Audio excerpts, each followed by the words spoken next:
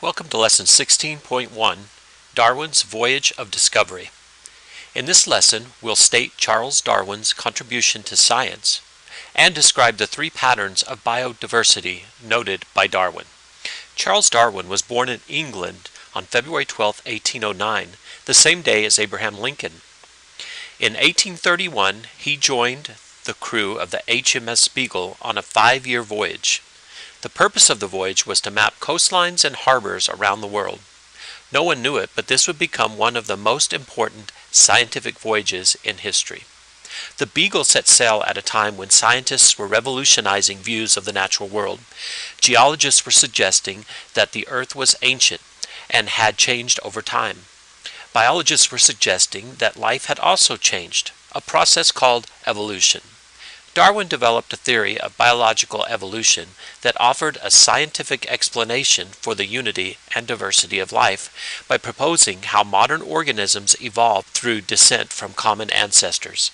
Darwin's work is so important because it revealed that the living world changes continuously. Evolutionary theory helps us understand and respond to important events such as the emergence of drug-resistant bacteria and new strains of influenza.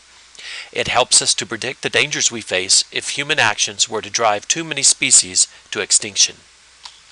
Charles Darwin was fascinated by the diversity of life he saw during his trip. During a single day in a Brazilian forest, he collected 68 species of beetles, and he wasn't looking for beetles. He was intrigued by how well suited to their local environments plants and animals seemed to be. He was impressed by the many ways different organisms obtained food, protected themselves, and produced offspring. He was also puzzled by where different species lived and did not live. He filled his notebook with observations. Darwin wanted to explain this diversity in a scientific way. He kept observing, asking questions, and formulating hypotheses, seeking larger patterns into which his observations might fit. He came to focus on three patterns of diversity. Species vary globally, species vary locally, and species vary over time.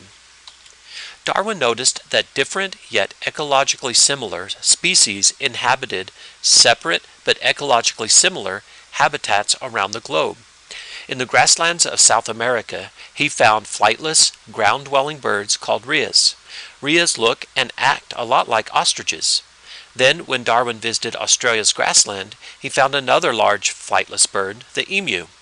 Darwin also noticed that rabbits and other European grassland species didn't live in similar grasslands in South America and Australia.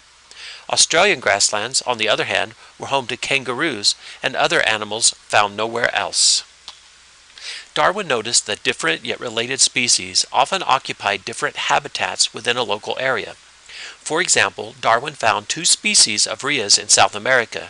One thrived in Argentina's grasslands, while a smaller species was adapted to the colder, harsher grass and scrublands to the south. Other examples of local variation came from the Galapagos Islands, about 1,000 kilometers off the Pacific coast of South America. These islands are close to one another, yet have different ecological conditions. Several islands were home to distinct forms of giant land tortoises. Darwin saw differences among the tortoises, but didn't think much about them. In fact, like other travelers, Darwin ate several tortoises and tossed their remains overboard without studying them closely. Then Darwin learned from the island's governor that the tortoise shells varied in predictable ways from one island to another.